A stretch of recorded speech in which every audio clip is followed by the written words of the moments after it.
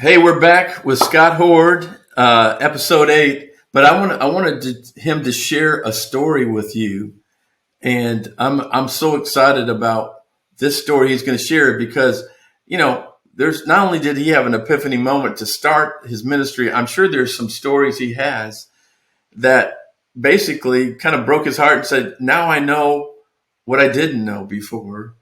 When I was doing this ministry, and it's not just about the saving a baby's life. And I wanted him to tell you what is the other things that he learned through saving an unborn child. 408 Right. that we know of so far personally that Scott or his team has helped save from being aborted. That's just amazing. So let's go back at it.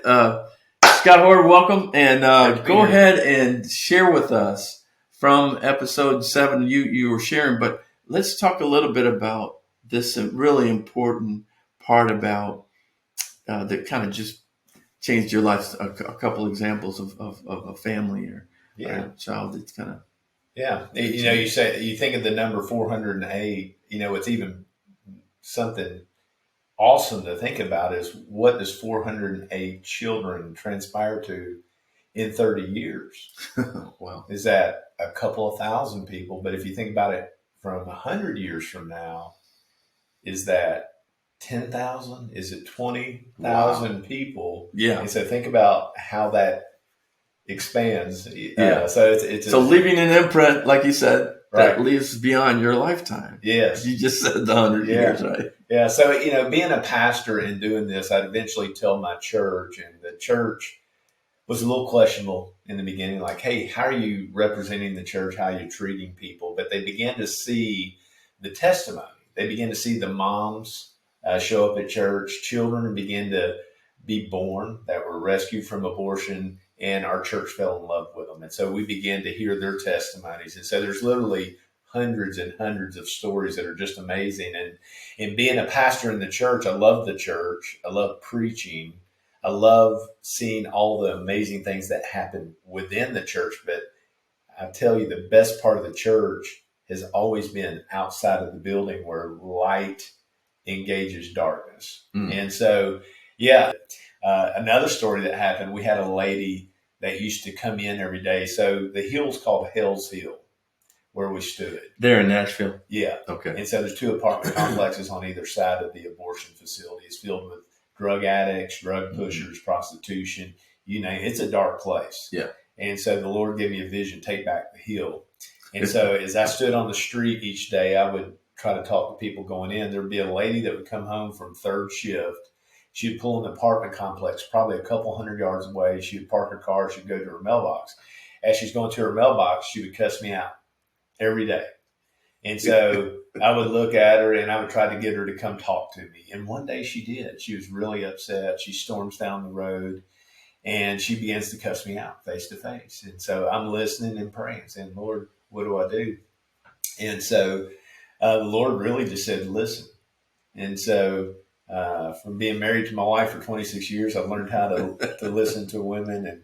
And when as she would talk, I would repeat back to her what she was saying to me, just to let her know I was listening. Mm-hmm. And so that garnered up some respect. And so eventually she would pause and say, hey, can I speak to something that you said? And she said, yes. And so I began to speak back to her logically and lovingly.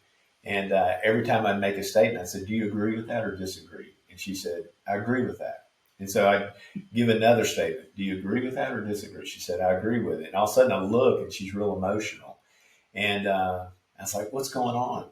And she looks back at me. She said, is it possible to meet God in the middle of the street? Wow. I said, it is. And so all of a sudden it turned from abortion to God. And she gave her life to the Lord right there in the middle of that street. Wow. And so meeting these people in this community, every Sunday I would drive back in from Smyrna and pick people up and bring them back to community in my church. And so she said, can I come to church with you? And so she started coming to church, and turns out I would get to know her and find out why she was so angry at me. Well, she was pregnant with her daughter. Oh, and she wow. wanted to abort her daughter. And every day she would come home, and I was in the way of her going into that facility. Wow. And so she would be baptized in our church, and she would have that beautiful little girl. Come on, man.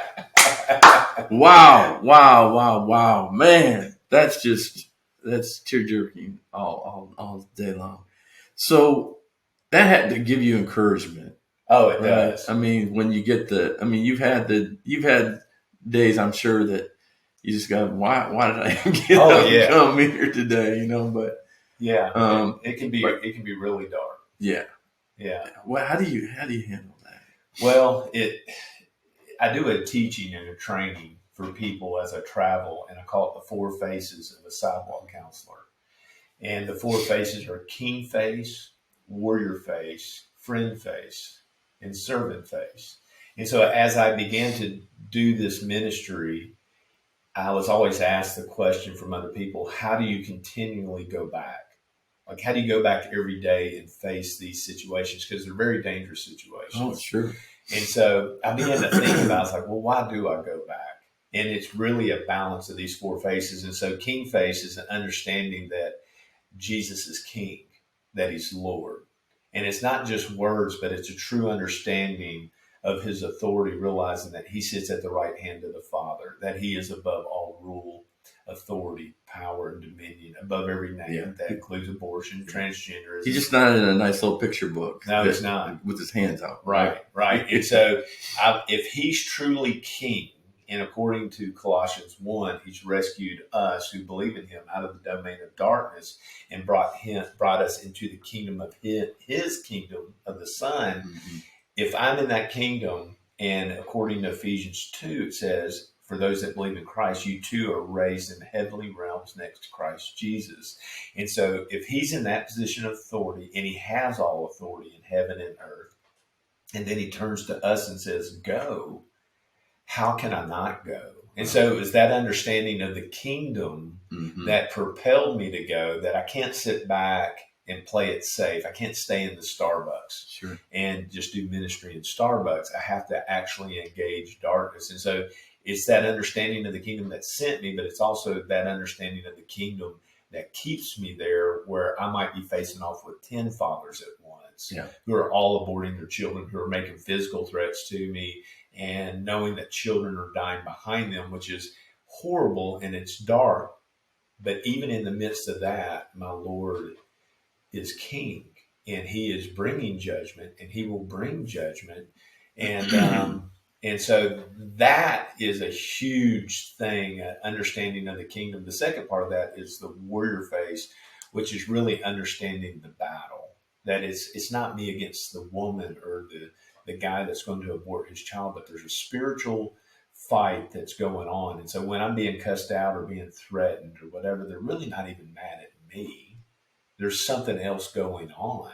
Yeah. And there's truly a darkness, but light overcomes darkness. And so according to 2 Corinthians 5:17, for those that are in Christ, you're a new creation. Behold, the old is gone. Behold, the new has come. And so, but beyond those verses you've been given now a message of reconciliation, a ministry of reconciliation, and you're now an ambassador for the Lord. And so truly taking that at heart, going, okay, if I've been given the message in the ministry of reconciliation and I'm an ambassador for Jesus, then I have to go where there is no reconciliation.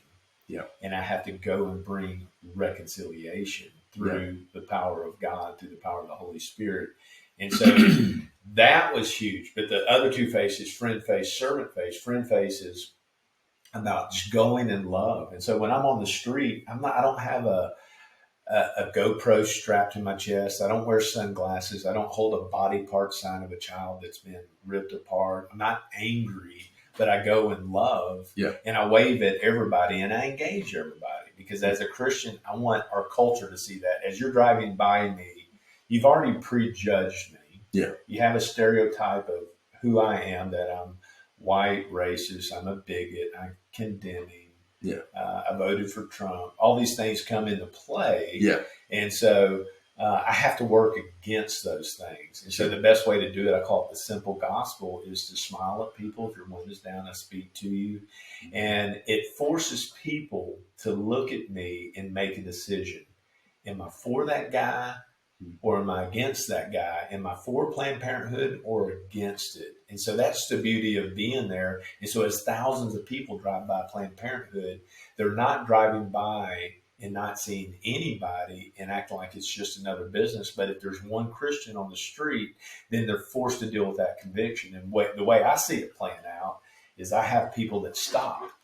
And sometimes it takes them 5 years. They've driven by me for 5 years. I had a young lady from TSU that finally stopped. It took her 5 years, and she parked up the road. She yelled at me and said, "I want to talk to you." And so I walked over to her, and she says, "I've been driving by you for 5 years." She goes, "I know you're hateful. I know you're a racist, and I know you're not kind." But she goes, "For 5 years, you've waved at me. You smiled at me. When my window's down, you say something positive to me. And I know that's not you, but you tell me what you do. I'm willing to listen." And so I shared with her what I do. And within a minute, it broke her. And she got real emotional. She was crying. And she says, "I can't believe I've hated you. I've carried hate against you for 5 years." Wow. For 5 years. And so this is bigger than abortion. Oh, yeah.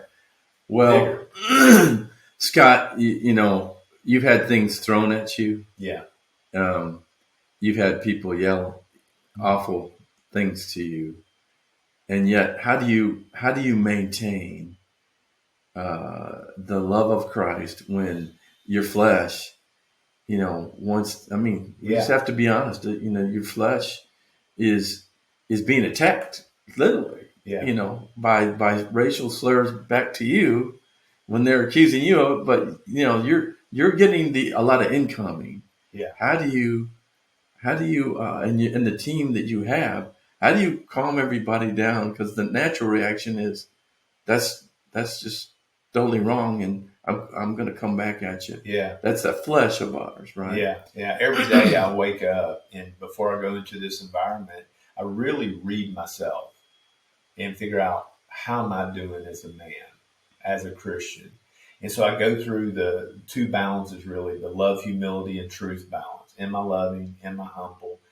Am I bold enough to share truth today? Mm-hmm. And then the other balance is the four faces. And so if any of those balances are out of place, I don't go. Okay. I don't go. Okay. And so there's times where I'm not loving. I haven't been loving to my family or loving to my wife. Why would I go to the street? And it's too volatile of an environment to go in and not be really filled with the Spirit. And so it takes an hour to get from my house to Planned Parenthood. And so that whole hour, I'm not listening to anything. I'm not talking to anybody. I'm really just focusing on where I am. And so I've gotten all the way down there and turned around and left. And so that's the key. And you have to answer some questions. And so you have to answer the question, if somebody spits in my face, what's my response? If somebody punches me in my face, what's my response? If somebody pulls a gun and holds it to my head, what's my response? Mm-hmm. And so you have to answer those questions ahead of time, because they're going to happen. Yeah. And if you haven't answered the questions, you're not going to respond the way you should respond. And so I go in very aware, on high alert, even though it's peaceful 90% of the time.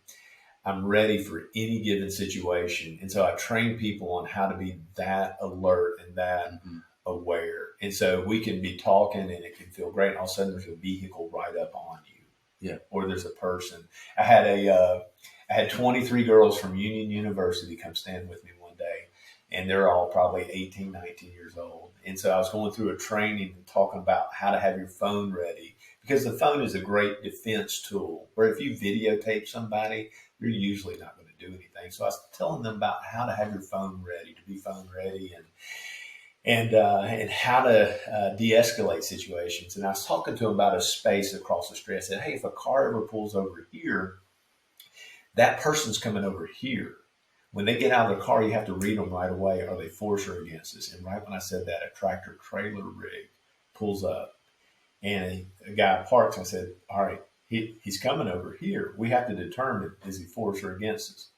And so the guy gets out. There's a lot of energy. I said, there's a lot of energy, but is he for us or against us? They said, we don't know. I said, I agree.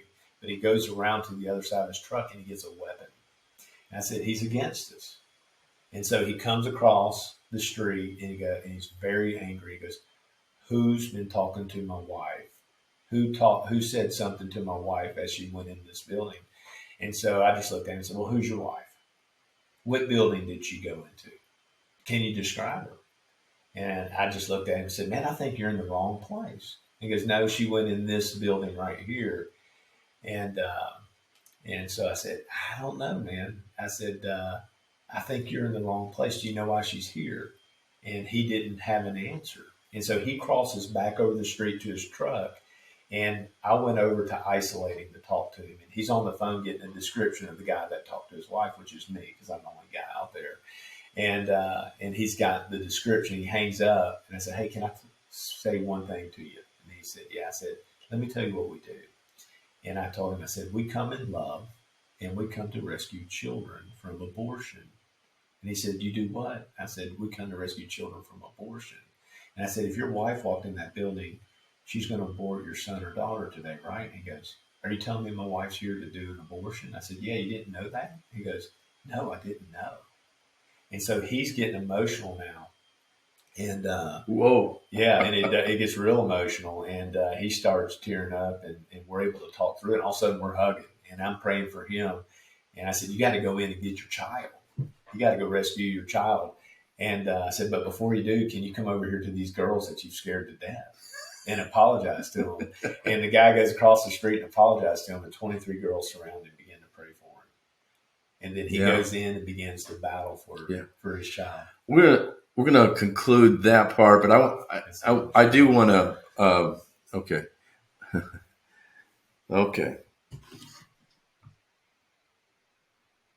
okay. So I want to pivot now to something else. Yeah, and that is obviously, God's called you to share this message across our country.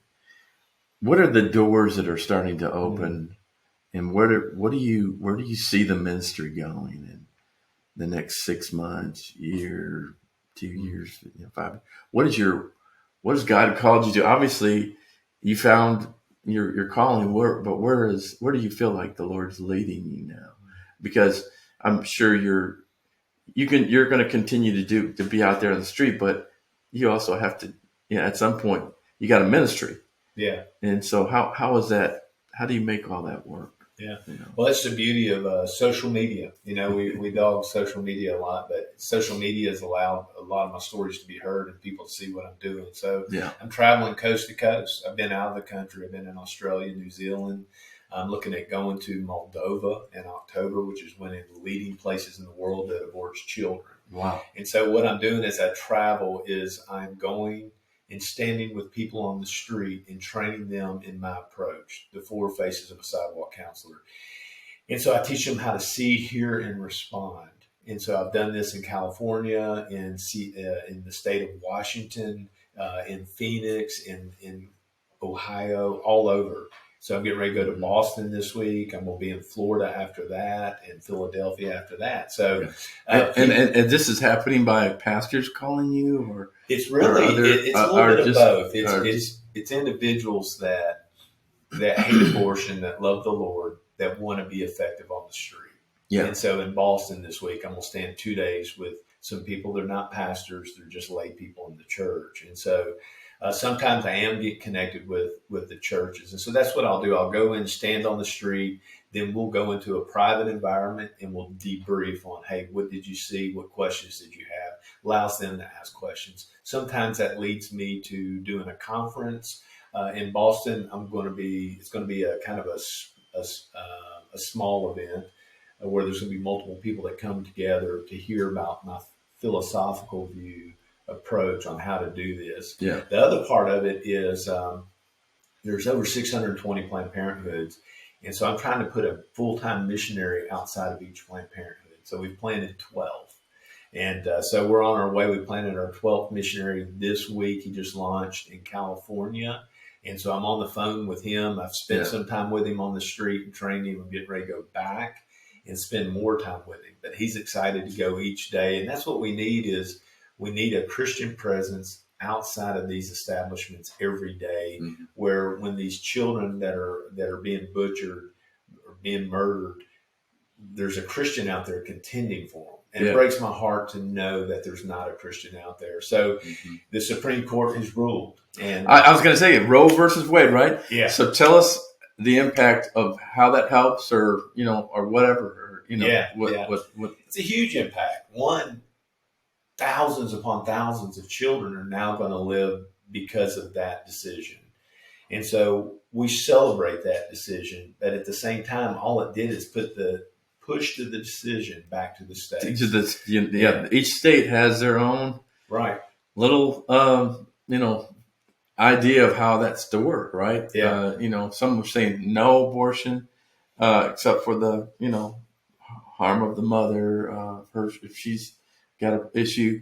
Then others are saying, oh, it's 3 months, it's 6 months, right? So it's all over the place. Right? Yeah, so we're in the state of Tennessee. So, we're looking at, it's the 17th. In 8 days, there will be no more abortions coming out of Planned Parenthood, which is great. And I rejoice in that. There's another facility in Middle Tennessee called Careful. So this place where you've been standing in front of, that's going to be shut down, right? That's right. So, well, here's the thing. Planned Parenthood has always said that abortions only make up 3% of their business.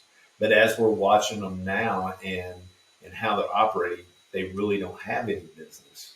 And so it's like, all right, if it was only 3% of your business, where's that 97% of your business? It's not there today. And so in 8 days, my guess is that they're going to revamp and in other states. But they're going to do business different in Nashville. They're probably going to become more of a travel agency where people are going to go in that are pregnant. They're going to get a referral out of state and begin to go out of state. Now, we're still dealing with some loopholes in the law where people can chemically kill their children in their home via the internet. And so we're working on shutting those doors, because chemical abortions at home are 4 times more risky than a surgical abortion inside of Planned Parenthood. And let me tell you, it's very dangerous, very dangerous. We've seen plenty of ambulances come in and leave with women.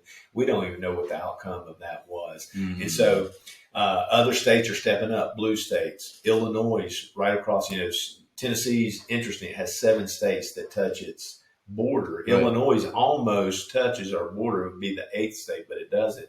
But 3 hours from Nashville, there's multiple facilities getting ready to open up that are going to take Tennessee women are going to drive to. So one's in Carbondale, Illinois. And so we're setting our sights there as a home base to really go after that, to try to shut that facility down. We've heard word that they're building one in Metropolis, Illinois. But in the meantime, I'm going to be traveling all over the country and spending time with these people, encouraging churches to get involved in planting missionaries. And we're not done until it's fully abolished.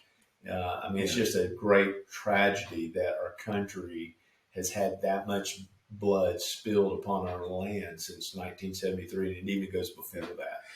Yeah. So really, you're having to, you're just having, God's giving you wisdom about, because people are still evil and they still want to kill, steal and destroy what God, has meant for good. They want to destroy that. But God also gives you another plan. Okay, we'll find another way to let light dispel this darkness. And so just because it's closing down here, we know darkness will still try and spread itself, is what I'm hearing you say. Yeah. And so you have to, okay, what is the strategy, Lord? What do you want us to do? Yeah, it's a chess game. Yeah. So even, going out to Planned Parenthood, we eventually closed Hell's Hill down. It was open 33 years, killed 77,000 children, but that place shut down, and I set my sights on Planned Parenthood where there was nobody standing. And I worked the 3 sides of the parking lot. The staff began to realize who I was, so they built a fence and they put a tarp on the fence, 6-foot fence. And so I got 3-foot step ladders and began to work over the fence And so it's a chess game. Now they've planted bamboo. Now they have volunteer desk escorts that come in and try to keep me from having conversations. But you can't stop the gospel. The kingdom is always going to advance. Yeah. And so I go with that understanding and continue to fight for those kids. And so, now we moved. The Supreme Court has made a decision. Now we're watching what is Planned Parenthood doing. And we have a good idea of what they're going to do. And so we're watching these blue states, like in Seattle, they just became a city that says that it's against the law. They're trying to pass a law that says it's against the law for me to do what I do. And that goes against our First Amendment rights. And so they're saying it's a misdemeanor, and they will prosecute anybody that speaks to anybody going into a building. And so we have to stand against that. They're going to try to take us off the public space, and they can't do that. I mean, that's when we begin to really lose our democracy. And so I might end up in jail. The question is, how is the church going to respond? Right. We have to fight against this. We have to all be there for you. Well, I tell you what, it's amazing. I know you and I are going to go to a conference here pretty soon, the American Association of Christian Counselors.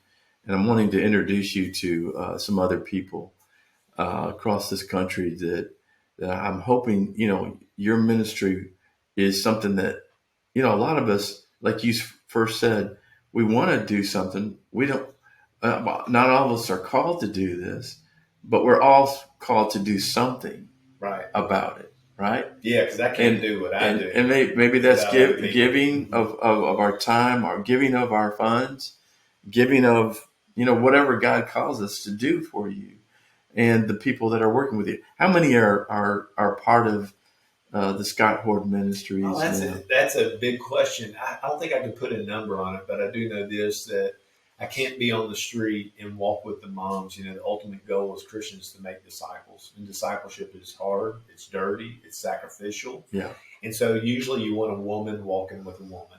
Yeah. And so, 408 rescues, we probably have 30-something moms that are being walked with right now. But then we have people that throw baby showers. We have people that stand with me on a regular basis on the street. So it's people from all over, all denominations. Yeah. And it's really beautiful. That's great.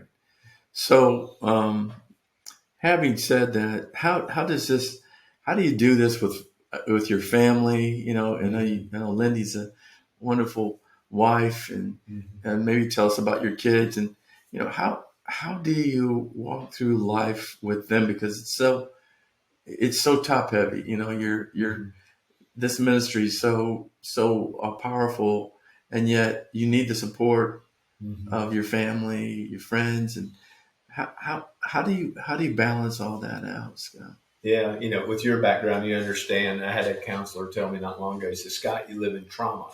I was like, "I do." And he goes, "Yeah, you live in trauma, and you need to know that, because you're going to have to know how to deal with the trauma, the constant trauma." And so when I first started going, and I told my wife and my children, they said, "Is it dangerous?" I said, "It's very dangerous." And my wife, her words were, "We don't want you to go." It's like, "I understand." And she looked back at me and said, "But you're called to go." And I said, "I am." She said, "Okay." And so lots of prayer. And so she knows each day when I walk out that door that I'm going into a dangerous situation, that I understand, that I know how to de-escalate situations, that I'm going to face hostile situations. But she knows that I'm going to go in the power of the Lord, and believe that He's going to protect me through it all. And so... You're taking any of your kids? Yeah, Gracie and Jordan are really good down there. And what are their ages? Jordan's 20 and Gracie is 18. So they've been coming since the very beginning, and they've seen some great things. Jordan likes to be, he calls it my bodyguard. So he's really an extra set of eyes, and he'll tell me what's going on. Like, I had somebody walk up behind me real aggressively one time, and he's like, "Dad, somebody's coming up behind you." And so usually I see that. But he told me about that moment, and so Gracie does great down there. Lindy, she has other things that she does that she loves to do, and it really is not her cup of tea. And so I've invited her, "Hey, do you want to go to San Diego or Seattle?" Yeah. And probably wouldn't mind the babies, right? Yeah, once the babies are born. Yeah, because I stand against groups like Antifa. And those are groups that aren't just out there mouthing things, but they're willing to physically engage you. Yeah. And so you have to be ready for that. My wife, I don't want her exposed to that. Yeah. And so, yeah, it's really been a blessing too, because a lot of these relationships have become personal, and these people have become part of our family. And again, every Sunday I go back into Nashville and pick people up that I've met on the street, and they come into our homes and have dinner. And we love these people. They truly become part of our family. So how has the church progressed? And obviously you will go have ministered out and in, how's that transpired at the church? That's a great question. 2 years ago, I was on a hike on the Appalachian Trail. I was going to spend 5 days in the woods to hear from the Lord. And he spoke early on in that hike, and he said, resign. Mm-hmm. And so he said, resign from being a lead pastor and go be a missionary full time for the preborn children of our nation. And so I said, all right, Lord, we got 5 days to work this out. And we did. We came out, and I had a conversation with my wife. She says, it's not a great time to be walking away from a secure job. Yeah. And how are we going to do this? And I said, I don't know. The Lord has called me to it. He'll provide. And so 2 years ago, I launched full time. I formed Scott Hord Ministries and just trusted the Lord. And he has really just shown off and shown himself to be faithful in this. And so I'm still in the same church. I'm in leadership. We hired a guy from the state of Washington to come in and replace me. And so now I'm on the street every day, and we rescue about 130 babies a year since going full time. Wow. Yeah. That's awesome. Yeah. Well, I cannot tell you how moved I am just to hear the rest of the story. This is a very special ministry God's given you. You stop and think about the amount of babies that have been aborted, and we talked about this. It would fill up a city.